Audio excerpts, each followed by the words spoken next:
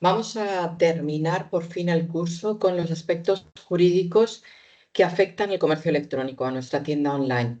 Vamos a tratar el marco normativo que rige en España y los principios que aseguran la transparencia de la información, la protección o privacidad de datos, la defensa de los derechos del consumidor, que también la aborda la ley, y luego cómo tramitar reclamaciones, ante qué instancias podemos hacerlo.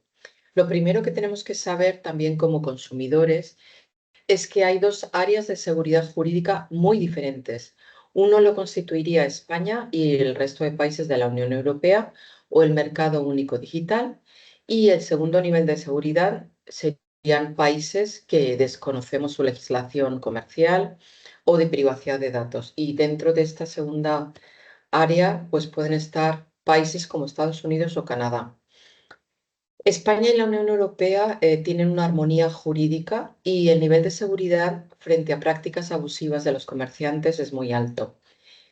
Esta normativa vela para que los derechos del consumidor se cumplan y garantiza también esa seguridad en un contexto de comercio electrónico dentro del mercado único digital que está formado por más de 500 millones de consumidores en toda Europa. Si una materia concreta no está regulada por una directiva europea, se va a aplicar la normativa del país donde se realiza la compra. Pero como veréis, hay reglamentos que se aprueban a nivel general para toda la Unión Europea y en cuestión de meses o años tienen que tener una aplicación normativa nacional. Y si no, se aplicaría esa directiva. Vamos a ir viéndolo poco a poco. Y como hemos dicho, el nivel de seguridad en el resto del mundo no lo conocemos. Hay una política arancelaria que ahora vemos que está también cambiando. La protección de datos a los usuarios suele ser más laxa y hay grandes diferencias con el entorno en el que nos movemos en la Unión Europea. No solo en países occidentales como Estados Unidos o Canadá, sino también en otros países, por ejemplo, de Asia. Y en estas zonas internacionales la regulación del comercio, bueno, es más inexacta y cada comprador puede valorar o debe valorar el nivel de riesgo que realiza al comprar en otros países fuera de la Unión Europea. Muchas veces, para proteger los derechos del consumidor en este otro contexto más internacional, se opta por el derecho internacional Cyberlaw y aspectos como el comercio electrónico están regulados por tratados internacionales de más de un siglo, que son los que utilizan también las cámaras de comercio, o códigos de conducta entre diferentes países o en diferentes instituciones, sellos de confianza. También se puede acudir al derecho internacional privado para resolver conflictos de Internet, de compraventa en Internet, pero muchas veces la desterritorialidad ofrece dificultades para saber cuál es la legislación que se va a aplicar en cada caso. En España sí que es muy seguro comprar online porque estamos muy protegidos. El marco normativo, en armonía con el resto de la Unión Europea, nos va a asegurar 4 principios básicos, entre otros, como ya hemos comentado, que haya transparencia de la información en esa página web y comercio online, que los datos del usuario se protejan desde que entra en la página, desde las cookies, que esos derechos del consumidor, además de reconocidos, puedan tramitarse reclamaciones ante diferentes instancias y si una nos falla, acudir a otra. Por lo tanto, podemos presentar demandas o reclamaciones a instancias judiciales, pero también extrajudiciales, que van a asegurarnos que se cumplan los derechos del consumidor, que las leyes están velando por ellas. Este sería el marco normativo que opera en España. Algunas leyes son del 96, como la de ordenación del comercio minorista, pero han sido actualizadas por nuevas leyes, en este caso la del 2014. Y luego la ley de defensa de consumidores y usuarios del 2007 continúa también en vigor. Esto regula sobre todo el comercio minorista, el B2C. Luego tendríamos la protección de datos que ha sido renovada a través del reglamento de la Unión Europea y una ley que es la LOPD y de garantía de derechos digitales del 2018. Tendríamos la ley del comercio electrónico y de la sociedad de la información que viene del 2002 y ha sido modificada en parte por la ley del 2022, la Ley General de Telecomunicaciones y la Ley 18 del 2022 sobre creación y crecimiento de empresas. También hay una ley relativa a resolución alternativa de litigios online en materia de consumo y luego tendríamos los nuevos reglamentos que pretenden regular las fake news, contenidos ilegales para menores, la desinformación y ha dado lugar este reglamento de la Unión Europea a dos leyes muy nuevas, la Ley de Servicios Digitales y la Ley de Medios Digitales, que las vamos a ver con un poco más de detenimiento, que son del 2022 también. Vamos a ir viéndolo poco a poco. La LISTE hemos visto que regula la contratación de bienes o servicios que se compran a través de la red vía electrónica. También las subastas, la gestión de compras online, B2B, luego el envío de comunicaciones comerciales, newsletters, boletines informativos, el suministro de información vía telemática también, el vídeo bajo demanda o en streaming y esa distribución de contenidos previa petición individual.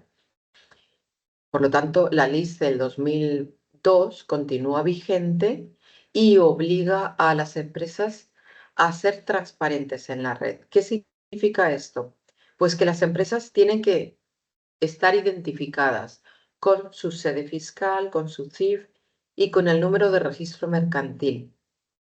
Esto debe ser accesible a través de la misma página web o en las condiciones generales de venta que pone la empresa al servicio del consumidor. Esa sede fiscal es importante porque va a decidir cuál es la ley que se aplica y cuál es la tributación que tiene por obligación esa empresa. Según donde esté ubicada, va a tener un IVA u otro. Además, debe informar la empresa sobre precios e impuestos que aplica en su página web. Debe publicar las condiciones generales de compra-venta y en ellas se debe especificar cuáles son los métodos de pago aceptados, los plazos de entrega, gastos de envío y devolución de productos y otros derechos y garantías que vamos a ir viendo. Además, la LISTE lo que promovió fue mecanismos de autorregulación del sector para ofrecer una garantía extra. En este caso serían los códigos de conducta, la autorregulación de las empresas para ofrecer un cauce más rápido en el caso de que hubiera reclamaciones o algún otro conflicto y una instancia fuera del ámbito judicial. Y esto lo normal es que esté regulado a través de sellos de confianza. El más utilizado en España es el de Confianza Online, que tiene una página web. Ha sido promovido por Autocontrol para la autorregulación de la comunicación comercial y el comercio electrónico y ofrece un mayor compromiso de las empresas con los derechos del consumidor. La empresa que esté adherida debe poner visible este logotipo en su página web. Y además, en España podemos, además de tener este sello de confianza online, podemos añadir el de e-commerce Europe, que normalmente va unido al de confianza online. No podemos tener el de Trust e-commerce sin el de confianza online. Además, hay otros valores o sellos de confianza como es eValor, eCert o Trusted Shops. Todos ellos ofrecen buenas prácticas y garantía extra a los usuarios para poder reclamar. Frente a una vía extra frente a los conflictos judiciales, pues esta vía de conflicto extrajudicial para resolver cualquier tema. Vamos ahora con la privacidad de la información, la protección de datos del usuario. Lo primero fue el Reglamento de Protección de Datos de la Unión Europea, que obligó a un consentimiento explícito del usuario a notificar las brechas pues de inseguridad que había y obligó también a nombrar un delegado de protección de datos en pymes. Y luego se desarrolló la Ley de Protección de Datos y Garantías de Derechos Digitales, que vamos a ir viéndola también. El reglamento de 2016 obligó al consentimiento explícito y también obligó a los derechos ARCO, que los usuarios pudieran acceder a sus datos, pudieran rectificarlos, corregirlos, modificarlos, cancelarlos o suprimirlos si eran inadecuados o excesivos y oponerse a que la empresa continuara teniéndolos, a darse de baja. Algo que parece obvio, pues no estaba tan regulado hasta el 2016. Y este reglamento obligó también a las diferentes naciones a desarrollar su propia normativa y en este caso en España se elaboró la LOPD, la nueva ley de protección de datos y garantía de derechos digitales del 2018, que distinguió entre diferentes datos. Datos personales de poco riesgo, como el nombre, el correo electrónico o la IP que estamos usando, y datos de un riesgo más elevado que son sensibles y están relacionados con nuestra opinión política, religión, orientación sexual o incluso la salud. Y esta ley obligó a llevar un registro interno a empresas con más de 250 empleados de todos los datos personales de los usuarios o consumidores. Y obligó también a recoger el consentimiento expreso de esos usuarios o consumidores. Este consentimiento debe ser libre, activo y verificable. Por tanto, apartados como la política de privacidad o el aviso legal, es obligatorio colgarlo y publicarlo en cualquier página web cuando estamos recogiendo datos a través de formularios. Otras novedades de esta LOPD es el derecho al olvido. Consumidores o familiares de personas que hayan muerto o de menores pueden obligar a la empresa a que eliminen los datos de esa otra persona. También los datos de los menores están mucho más protegidos. A partir de 14 años puede consentir el menor, pero hasta ese momento son los padres o los tutores los que dan el consentimiento expreso para que se recojan los datos. Y luego, esta nueva ley de protección de datos permitió a las administraciones públicas utilizar los datos en función del interés público. Y también recoge el derecho a la intimidad frente a la videovigilancia y la grabación de sonidos en lugares de trabajo, además de una ventanilla única y armonización legislativa en el caso de querer protestar frente a abusos o denunciar.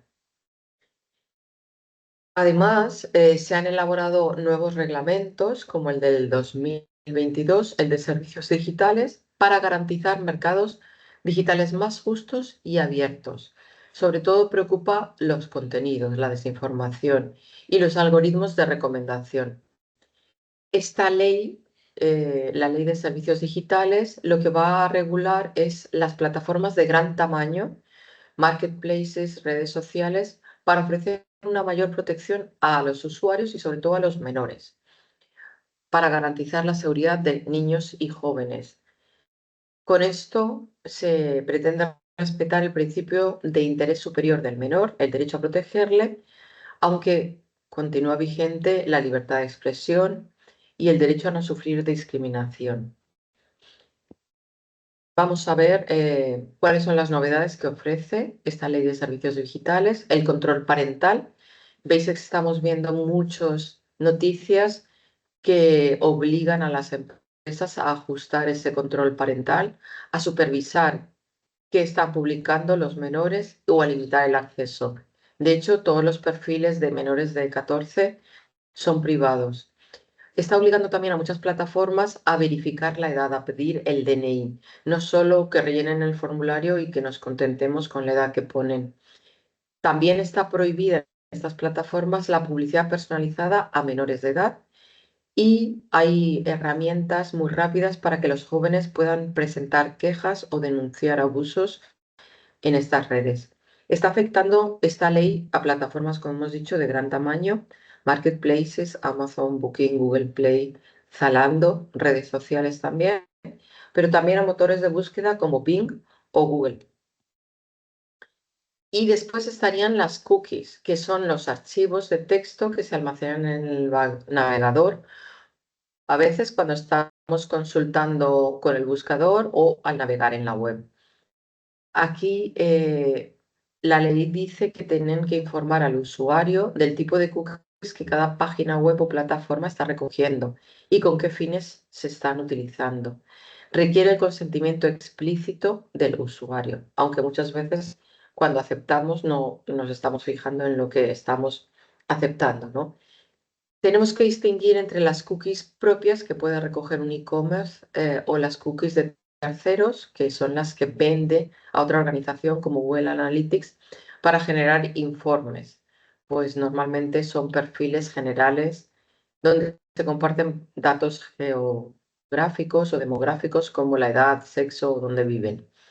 Luego están las cookies de sesión o las persistentes según el tiempo que permanece el usuario y se pueden borrar o no. Lo que siempre tenemos que decir es qué cookies están utilizando y que el mismo usuario las pueda ajustar. Por eso hemos instalado un plugin de cookies. Luego, según la finalidad de las cookies, estas se pueden distinguir en cookies técnicas de personalización, que recuerdan las preferencias de los productos que has visitado. Luego las de análisis, que permiten estudiar el comportamiento de los usuarios y son las que hemos comentado que se pueden vender. Las publicitarias, hábitos de conducta, que son las que recogen cookies y muestran anuncios diferentes según el perfil que tengamos. Y las sociales, que son las que emplean las diferentes plataformas cuando estamos visitando o viendo otros contenidos, ¿no? Si se incrusta un vídeo, cuántas reproducciones tiene, si le hemos dado clic, si se ve hasta el final. Y otro de los temas candentes para proteger los datos del consumidor es el spam. Muchas veces autorizamos que nos envíen boletines comerciales. En ese caso no es spam, porque el spam en realidad sí que está prohibido por la ley y admite penas e indemnizaciones. La ley C nos dice que está prohibido el envío de comunicaciones publicitarias que no hayamos solicitado previamente. Pero cuando hemos comprado productos similares, deja de ser spam en un comercio electrónico. O cuando hemos autorizado a través de un descuento que nos envíen este tipo de comunicaciones. En cualquier caso, siempre tenemos que podernos dar de baja y oponernos al tratamiento de los datos fiscales si hemos cambiado de opinión. Esto está recogido por la ley y tiene infracciones que van desde muy graves hasta leves. Entonces, incluir una dirección de correo válida para podernos dar de baja es obligatorio. Además, la ley recoge otros derechos de los consumidores, como que si el producto llega equivocado o defectuoso, podamos devolverlo al vendedor. Y en este caso es el vendedor quien corre con todos los gastos. Si es incorrecto, él se debe encargar. Si el consumidor se arrepiente de la compra, tenemos 14 días para el derecho de desistimiento, desde que hemos tramitado la compraventa. Y esto no tiene penalización alguna para el consumidor. En este caso, sí que tenemos que correr nosotros con los gastos de devolución. Hay productos que no están cubiertos por el derecho de desistimiento, como son los artículos personalizados, los que se deterioran o caducan con rapidez, los perecederos, los que están precintados por salud e higiene, como es prendas de ropa, por ejemplo, interior o el maquillaje, y luego DVDs o otros artículos que son fácilmente duplicables. Estos no se pueden desprecintar. Todos estos no están cubiertos por el derecho de desistimiento. Es la ley del 2014 la que sigue rigiendo para defender los derechos del consumidor y los usuarios. Y también no se nos olvide que tenemos derecho a recibir información sobre los bienes y servicios, forma de pago, pues se entrega, y ese derecho de desistimiento que no puede reducirse a 14 días hábiles sin necesidad de indicar el motivo por el que rechazamos esa compra. Luego, la empresa que nos vende tiene la obligación de devolver en su totalidad el precio del producto en caso de falta de conformidad en la compraventa. Si se han sustituido o reparado productos no conformes en el contrato, debe sustituirlos también la empresa que nos vende. Tenemos derecho a que nos indemnicen por daños y perjuicios si el producto no cumple las expectativas. Por ejemplo, una crema de sol que hace daños en la piel. Y tenemos una garantía y un servicio postventa que deben estar recogidos en las condiciones específicas de venta. Para productos digitales es de 2 años y para productos físicos nuevos es de 3, ha cambiado. Y en el caso de productos utilizados ya y nos lo vende una empresa, la garantía mínima es de 1 año. Bien, en el caso de la garantía legal, el producto nuevo, producto físico, tiene una garantía de 3 años. Los productos de segunda mano vendidos por empresas o autónomos también tienen una garantía de 1 año. Las reparaciones tienen 3 meses y las empresas pueden ofrecer una garantía comercial más allá de esta que es obligatoria legalmente y está en vigor desde el 2022. Todos los productos que hemos comprado a partir de enero del 2022 tienen que tener estos plazos. Y cuando nos está vendiendo un particular, la garantía debe ser mínimo de 6 meses. Multitud de plataformas como Backmarket, Wallapop, Vinted, Airbnb están posicionando productos de particulares. Ahí tenemos que ser muy cautelosos y no comprar productos excesivamente baratos. Lo normal es que se informe también a Hacienda de las ventas de estos particulares, los que reciban más de 2.000 euros en ventas anuales deben hacer la declaración a Hacienda.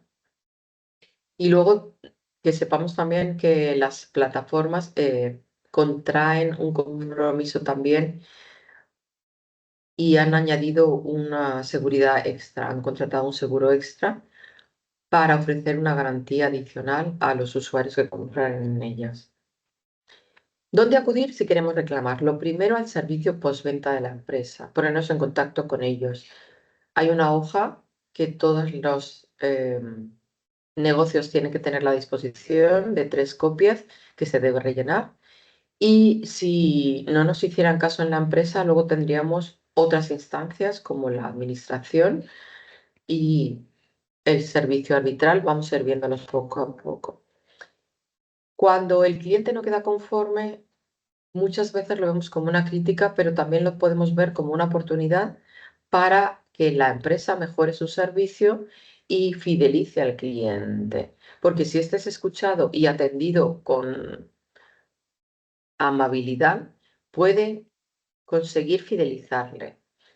Por lo tanto, el servicio de postventa de la empresa debe estar con mimo y con cuidado para atender las quejas y reclamaciones. Pero después tenemos los sellos de confianza online a los que se adhieren de forma voluntaria las empresas, los hemos visto antes. Después estaría la Administración de Consumo, la OMIC, que realiza una mediación. Y después estaría el arbitraje y, en última instancia, el sistema judicial. La cuarta y la quinta instancia se excluyen entre sí, o bien optamos por el arbitraje o bien por el sistema judicial. Como hemos dicho, el servicio de postventa de la empresa debe estar también visible en la página web, un enlace de acceso, debe estar en el pie de página con el número del correo electrónico, el número de teléfono, un chat, un formulario. Y lo mejor siempre es dejar constancia por escrito de la reclamación, guardar una copia. Y pensemos que para retener al cliente este servicio debe estar especialmente cuidado. Después estaría la entidad gestora del sello de confianza. Hemos hablado de confianza online. Es un sistema interno de resolución de conflictos. Es gratuito y pretende ser imparcial entre la empresa y el consumidor.